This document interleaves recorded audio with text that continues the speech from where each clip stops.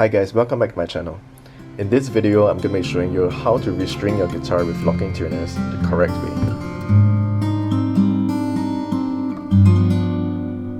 Now this LTD guitar came in for a setup, and the owner upgraded the tuners to these Goto locking tuners. Now this is one of the best upgrades you can do for your guitar to get better tuning stability.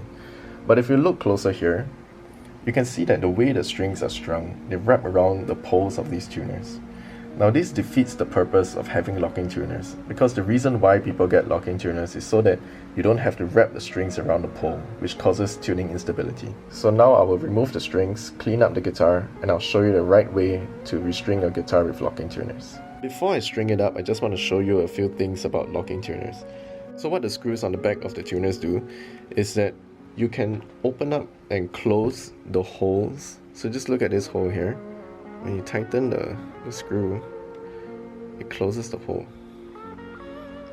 And when you unwind the screw, it opens it up. What you want to do is you thread the string through the hole, and then you just close it up. Lock it in place, and you just tune it up to pitch. So you don't need all that extra winding. One more thing is, locking tuners usually come in staggered heights. So you can see it's taller over here and goes down here.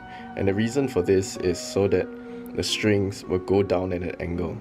If these ones were the same height as this, the strings will come down, like, I'm exaggerating, but the strings will come down here instead of here. If your locking tuners have different pole heights, make sure you're installing them in the correct position. So that's enough talking. I'm gonna show you how to restring locking tuners the right way. The first thing you want to do is loosen up all the screws at the back. So now all the holes are open. The next step, you want to align all the holes to the nut. Okay, it's time to string it up. I usually start with the low string. Thread the string through the hole, like so. And this is the reason why I say point the hole to the nut, because you don't want to be threading through the side and it's going to be difficult to pull on the string. So get it pointing to the nut, thread it through. Simple as that. Pull it, not too tight, but snug, and tighten the back. Do not tighten the back too tight. It's going to cause a lot of pressure on the string, and with winds up and down, you're going to snap the string in no time. So just finger tighten the screw at the back, not too tight, but not loose either.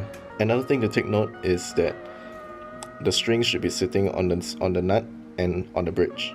Thread the string through, pull it snug, finger tighten, not too tight, not too loose.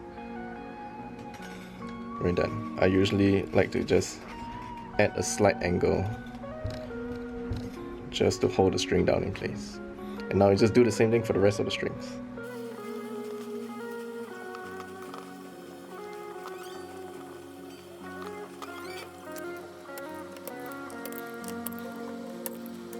And that's it, we're done. This is how the headstock should look after you restring your locking tuners. So I'm going to tune it up to pitch.